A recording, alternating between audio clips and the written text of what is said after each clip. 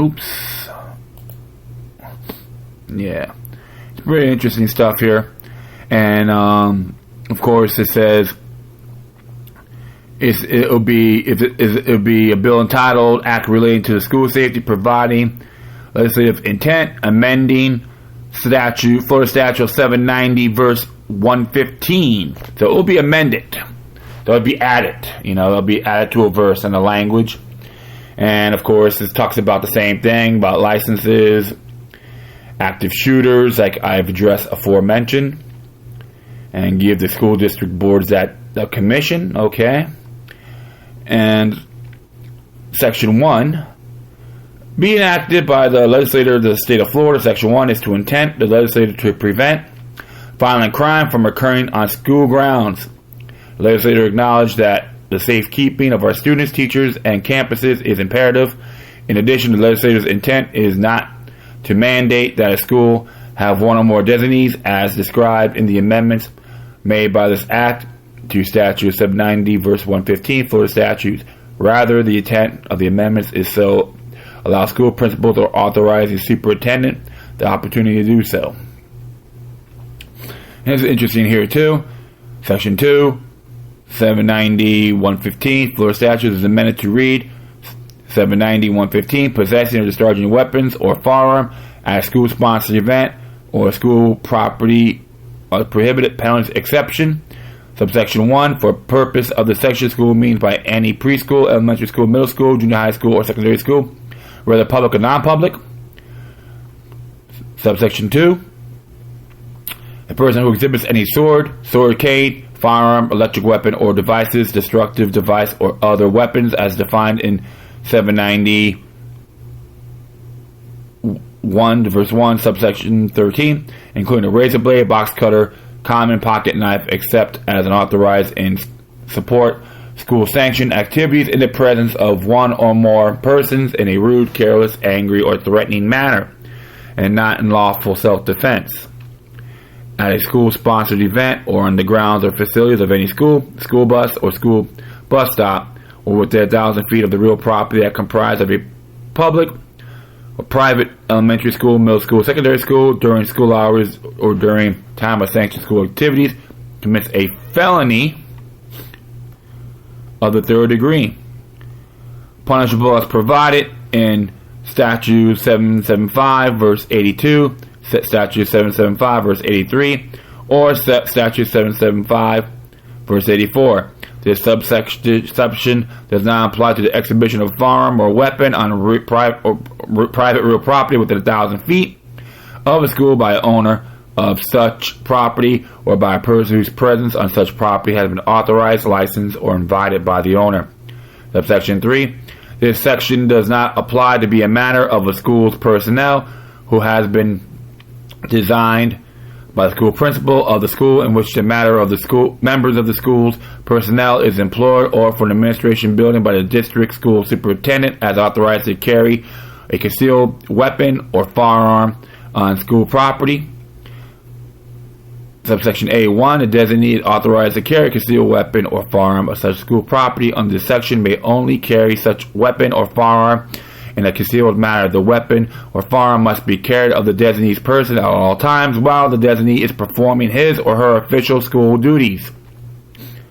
The designee must submit to the authorizing principal or authorized superintendent proof of completion of a minimum of 40 hours of school safety program and annually complete 8-hour active shooter training and 4-hour firearm proficiency training as a program that these trainings are defined as administered by the Department of Law Enforcement. For the purpose of this section, the designee is an individual who is one, a military veteran who is honorably discharged and who has not been found to have committed a firearm-related disciplinary infraction during his or her service. B, an active duty member of the military, the National Guard, or military reserves has not been found to have committed a firearm-related disciplinary infraction during his or her service. C, law enforcement officer or former law enforcement officer who has not been found to have committed a firearms-related disciplinary infraction during his or her law enforcement service. Or D, in possession of a valid permit under Florida Statute 790.06. B, School superintendents and principals may create a school safety designing program for employees or volunteers. Each public or private school principal or for an administration building, the superintendent may design one or more such designees who have passed the training administered by the Department of Law Enforcement and any additional screening or screenings as required by the school principal or superintendent pursuant of this subsection. 4. A person shall not possess any firearm, electric weapon or device, destructive device, or other weapons as defined in Statute 790.1, subsection 13, including a razor blade or box cutter, except as it authorizes school support of school sanctioned activities at a school-sponsored event or on the property of any school bus, or school bus stop. However, a person may carry a firearm. 1. In case of a firearm program, class, or function which has been approved in advance by the principal or chief administrative officer of a school as a program or class to which firearms could be carried. 2. In case to a career center having a firearm training range. Or 3. In a vehicle pursuant to Statute 790.25, subsection 5, except that school districts may adopt written and published policies that waive the exception in this subparagraph for purposes of student and campus parking privileges. And I know they crossed out one paragraph, and they did say school. They left school, career center, post-secondary school, where they're public. Subsection B. A person who willfully and knowingly possesses any electric weapon or device, destructive device, or other weapon as defined in Statute 790.001, subsection 13, including razor blade, box cutter, sanction,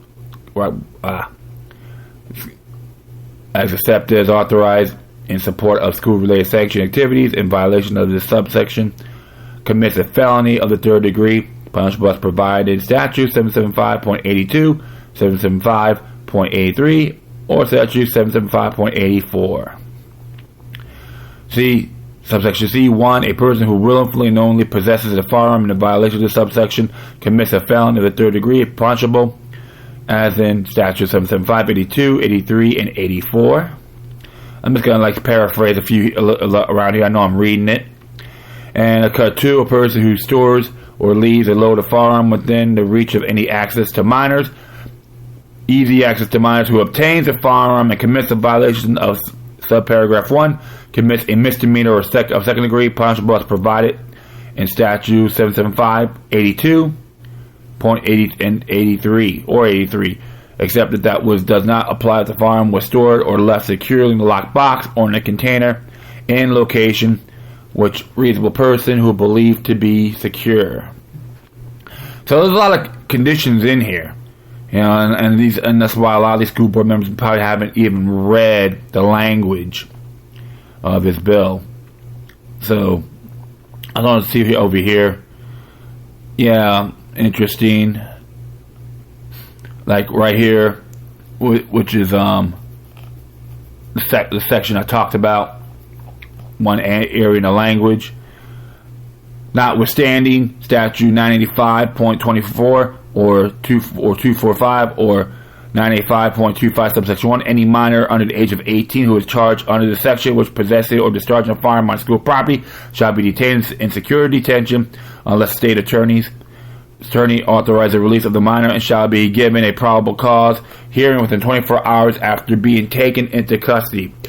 After the hearing, the school may order that the minor continue to be held in the secure detention for a period of 21 days, during which that time the minor shall receive medical, psychiatric, or psychological or substance abuse examinations pursuant to Statute 985.18, and a written report shall be completed. So they say, so if they bring in the firearms, the minors under 18, they can get into deep trouble in this bill. And like right here, in one area here, says weapon use, hostage, and active shooter situations. The active shooter situation training for each school must be conducted by a law enforcement agency or agencies that are designated as first responders to the school's campus. Okay. And there's language here: safety and security best practice, the use of safety and security best practice development by the office or program, policy analysis, and government accountability to conduct a self-assessment of the school's district current and security practice. Based on the self-assessment findings, the district superintendent shall provide recommendations to the school district board and local law enforcement agencies or first responders to the district campuses, which identify strategies and activities to the school district should implement in order to improve the safety and security. Okay, so that makes a lot of sense. So a lot of language here about safety, background investigations for these individuals who are candidates. And of course they use like the self-defense language in here. So, and of course there are language in here about felony degrees and what's the description. It's on here too. So a lot, it's a very interesting stuff, because the whole thing is defending the territory. So all the language is all in here too. And people who are not eligible. So a lot of language on that.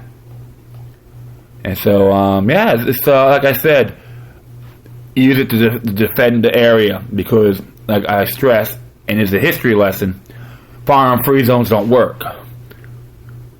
And I do support the training programs. Everyone who carries has to have a higher standard. Period. Use it for criminal intent, you deserve harsher sentences. 10-20 life in Florida, that's the name of it. Yeah, I endorse it. Let's not go around playing Rambo. Too many people are tired of being the victim. And that's why all those school board members in Palm Beach, Dade, and Broward, they better start waking up. You're not in La La Land. A lot of you guys are in La La Land. So that's how I see it. It's not being macho, being Rambo. It's being a person that does care about innocent people. I hate seeing people being terrorized. And when individuals are ready to strike back against these aggressors, they will run like cowards. Great example was happened in Cape Town, South Africa. St. James Church Massacre. Colleague of mine, Facebook pen pal to be exact, but I read his book, Charles Van Wyck, how he used a .38 snub revolver to stop armed terrorists at his church, which was a grenade got thrown in at a big massacre on 1,000 people, and fortunately 13 people were killed. 69, like around 69, roughly 69 were injured, but he saved over 900 lives. But I'm not saying he's a hero or anything like that, but he believed he did what was right. And that's the way you gotta start thinking. You live once, you value it. And if you and it's to me, and if you don't, then blood will be on your hands. Natural law. That's how I have to look at it. Always look at it as natural law. Well, that's it for now, my friends. And you can still hit me on Facebook, Twitter, Google+, Tumblr, YouTube. No quotes today from anyone. Just decided to just wing it. And as always, demoniac resistance is healthy for the soul and can liberate societies. There's one more thing. I will post all this information on my Spreaker page. And that's it. Until next time, you take care of yourselves, keep on spreading the love, and may your guardian spirits be with you.